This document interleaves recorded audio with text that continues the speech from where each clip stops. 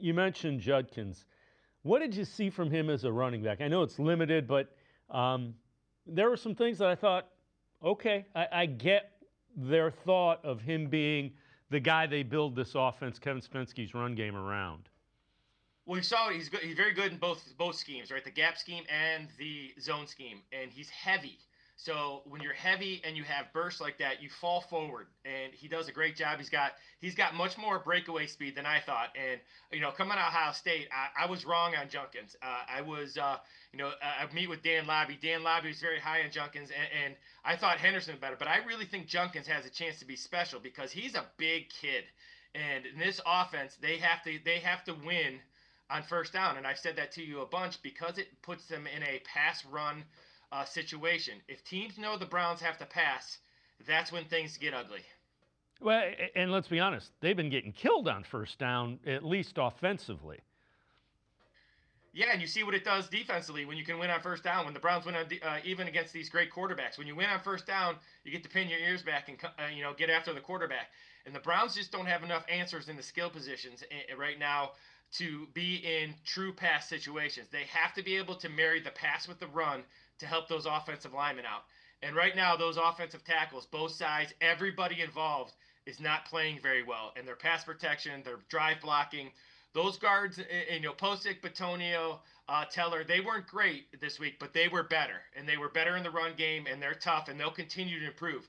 I worry about those tackles right now because they are really not moving their feet and playing very poorly. And in fairness, Jack Conklin didn't play, so that hopefully that corrects a little bit of it. The other thing though, Lance? It's 2 turnovers in each game. You also had a blocked punt. That counts as a turnover in my. So they got to take better care of the ball. You don't have explosion, so you can't overcome turnovers, and you're turning the ball over like crazy. Well, one of the things I always said was you got to end every drive in a kick. I know I say that ad nauseum. That's my dad's philosophy, and it really, if you look at when you're struggling in offense, which I had some struggling offense, that means you got to protect that defense. And when they were down 10-0, that first drive for a field goal from the Ravens was 24 yards. The second drive for the Ravens was 24 yards.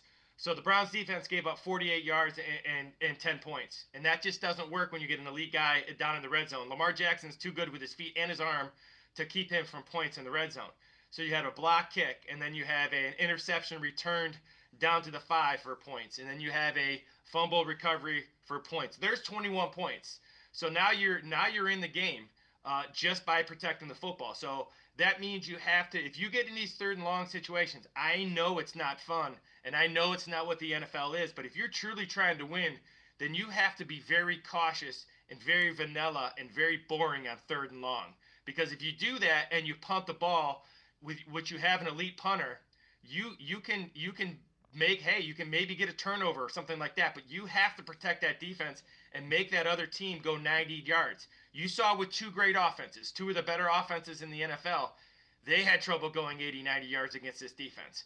But when you only have to go 30 yards, it's not as bad. And that's what the Browns, the special teams are absolutely killing them, and the offense is absolutely killing them. They have to protect that defense moving forward, even if that means going outside your norm on passing situations.